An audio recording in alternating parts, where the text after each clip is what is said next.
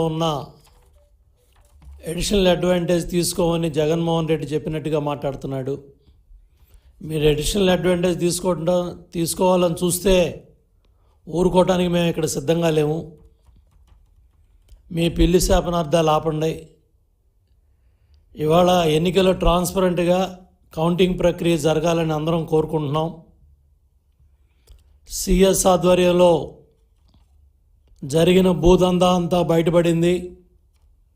విశాఖపట్నంలో 2,000 కోట్ల దోపిడీ బయటపడిన తర్వాత ఈ వాస్తవాలన్నీ కూడా మా మాజీ ఎంపీ కనకమేడల రవీంద్ర కుమార్ గారు సిఈసి దృష్టికి తీసుకెళ్ళడం జరిగింది. దాని మీద సజ్జల ఈరోజు వైల్డ్ ఆరోపణలు చేస్తున్నాం. వైల్డ్ ఆరోపణలు కాదు సజ్జల, ఉన్న ఆరోపణలు చేస్తున్నాం. ఉన్న వాస్తవాల్ని మీడియా ముందు పెడుతున్నాం, ప్రజల ముందు పెడుతున్నాం. మీ ఆటలేక సాగవు, మీ ఆరోపణలు కట్టిపెట్టండి. 15 రోజులుగా మాచర్లో ఏం జరుగుతుందంటున్నావా? 5 ఏళ్లుగా మాచర్లో ఏం జరిగింది? 5 ఏళ్లుగా మాచర్లో ఏం జరిగింది? 2 లక్షల రూపాయల నుంచి వచ్చిన మీ పిన్నెల్లి ఇవాళ 2,000 కోట్లకి ఎలా అధిపతి అయ్యాడు?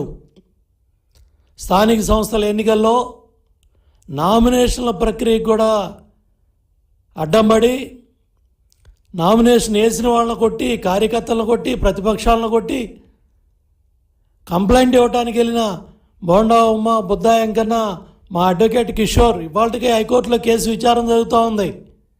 దాడి చేసిన వాళ్ళని మున్సిపల్ మేయర్లు, కమిషనర్లు, మున్సిపల్ చైర్మన్లు చేశారు, మార్కెట్ యార్డ్ చైర్మన్లు చేశారు. మీ అరాచకాలన్నీ కనపడలేదా? కంప్లైంట్ రీపోలింగ్ అడగలేదన్నావు, రీపోలింగ్ ఆ రోజు అడిగాం. ఇవాళ ఈవీఎంలు పగలగొట్టి బయటకు వస్తే ఎలా బయటకు వచ్చినాయని మాట్లాడుతావండి బుద్ధి లేకుండా? చీఫ్ సెక్రటరీ ఎందుకు ఒత్తిడి చేశాడు? కలెక్టర్ డిఈఓ మీద, జాయింట్ కలెక్టర్ ఆర్ఓ మీద చీఫ్ సెక్రటరీ ఎందుకు ఒత్తిడి చేశాడు? చీఫ్ సెక్రటరీ ఆధ్వర్యంలో కలెక్టర్ కావచ్చు, అక్కడ ఆర్ఓ జాయింట్ కలెక్టర్ కావచ్చు, పిఓ, ఏపీఓ ఈరోజు వాళ్ళు సస్పెండ్ అయ్యారు. చిన్న అధికారులు, అక్కడ సెక్టార్ అధికారులు ఉన్నారు, బందోబస్తు వేయాల్సిన అధికారులు ఉన్నారు. సమస్యాత్మక నియోజకవర్గం, అక్కడ కనీసం కేంద్ర బలగాలకు సంబంధించి ఒక కానిస్టేబుల్ని పెట్టలేదు మీరు. కేంద్ర బలగాలకు సంబంధించిన ఒక్క అధికారం ఉన్నా కూడా పిన్నెల్లి ఆ ఈవీఎం పగలగొట్టేవాడే కాదు. ఇవన్నీ కూడా చీఫ్ సెక్రటరీ ఈ వాస్తవాలన్నీ తొక్కిపెడితే కలెక్టర్ ట్రాన్స్ఫర్ అయ్యాడు, ఎస్పీ పక్కెళ్ళాడు.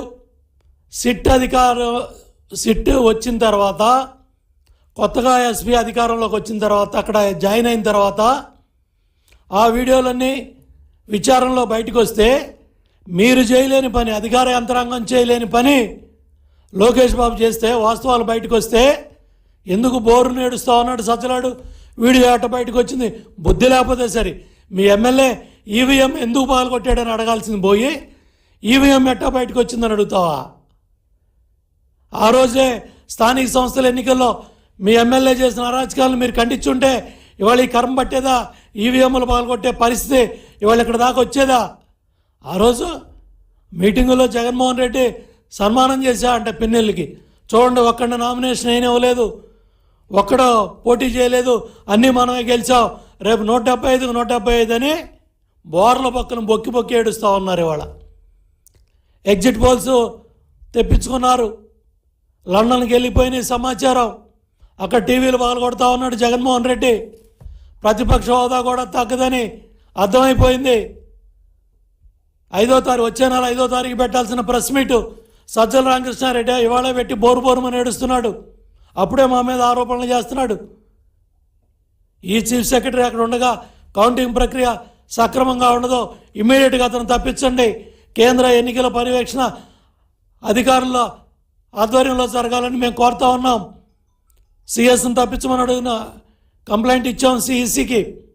ఈ వాస్తవాలు ఎలా ఉంటే బోరు నేడుస్తూ ఉన్నాడు. సోషల్ మీడియా అన్నాడు. సోషల్ మీడియాను భ్రష్టు పట్టించింది నీ కొడుకు కాదా?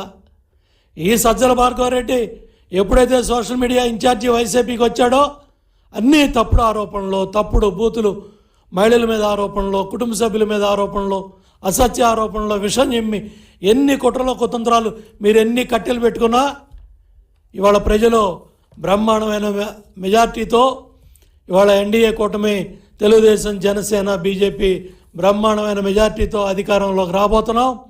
చంద్రబాబు నాయుడు గారు ముఖ్యమంత్రిగా ప్రమాణ స్వీకారం చేయబోతున్నారు. ఏంటి పకట కళ్ళ కన్నా సజ్జల 4 రోజుల్లో